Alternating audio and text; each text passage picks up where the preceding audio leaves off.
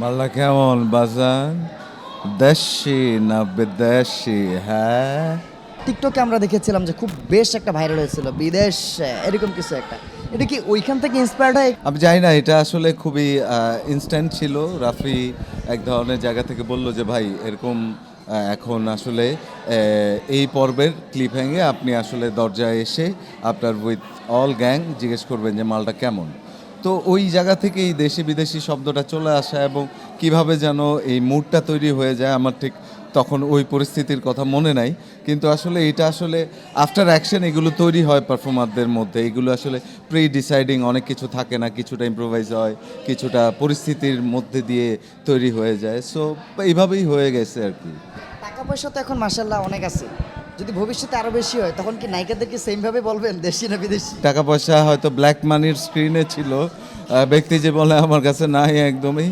So আমি অনেক বেশি টাকা পয়সার মালিকও হইতে চাই না। আমি 94 থেকে আমার এই জার্নি শুরু হয়েছে। তো আমি এই শিল্পী সত্তাটাকে ক্যারি করে নিয়ে যেতে চাই আমার শেষ দিন পর্যন্ত। আমি একজন রাইটার, ডিরেক্টর এবং পারফর্মার হিসাবে দর্শককে এন্টারটেইন করতে চাই, আলহামদুলিল্লাহ। যখন আপনি মানে এই মাধ্যমে আসেননি আর কি, কখনো কি তখন কি ভেবেছিলেন যে অভিনয়ে আসবেন বা শোবিজে পা রাখবেন? আমি ক্লাস সিক্স 5-6-এ যখন আমি রেড ক্রিসেন্ট করি, তখন আমাদের ন্যাশনাল ক্যাম্প ছিল, সেখানে ফিল্ড ড্রামা ছিল। আসলে সেই তখনই আমি ন্যাশনাল ক্যাম্পে প্রায় অনেক বড় একটা ফিল্ড ড্রামায় অংশগ্রহণ করি এবং সেইখান থেকেই আমার এই বীজ বপন হয়ে যায়। তারপর থেকে মনের মধ্যে আসলে যে আমি এই এরিয়াতেই কাজ করব একজন শিল্পী হিসাবে, সেটা খুব ছোটোবেলায় আসলে ডিসাইড করা হয় আর কি। সেই স্ট্রাগলের গল্পটা একটু শুনতে চাই আপনার থেকে, তাহলে আপনাদের যারা নতুন করে যারা আসতেছে তারাও আপনাদেরকে দেখে প্রস্তুতি নিয়ে আসতে পারবে। একটু স্ট্রাগলের গল্পটা শুনুন। না, স্ট্রাগলের গল্প হচ্ছে যে লেগে থাকতে হবে এবং এইটা আসলে আমি কোথায় যেতে চাই সেই অনুযায়ী একটা মানুষকে তার সেই লক্ষ্য বা তার সেই স্বপ্ন অনুযায়ী তাকে আসলে প্রতিদিন এগিয়ে যেতে হবে এবং স্থির থাকতে হবে। কনফিউজড হয়ে গেলে, ইনকনফিডেন্ট হয়ে গেলে, অস্থির হয়ে গেলে চলবে না। এটা একটা লম্বা জার্নি। মানে কোনো শিল্পীই বলতে পারে না যে আসলে আমার অ্যাচিভমেন্ট হয়ে গেছে বা আমি পৌঁছে গেছি।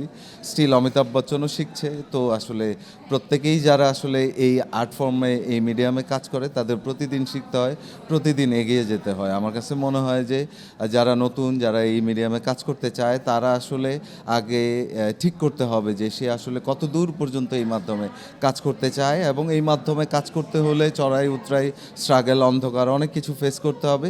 সেই সময়টুকু তার শক্ত হাতে মানে সেই সময়টাকে হ্যান্ডেল করতে হবে এবং লক্ষ্য অনুযায়ী এগিয়ে যেতে হবে।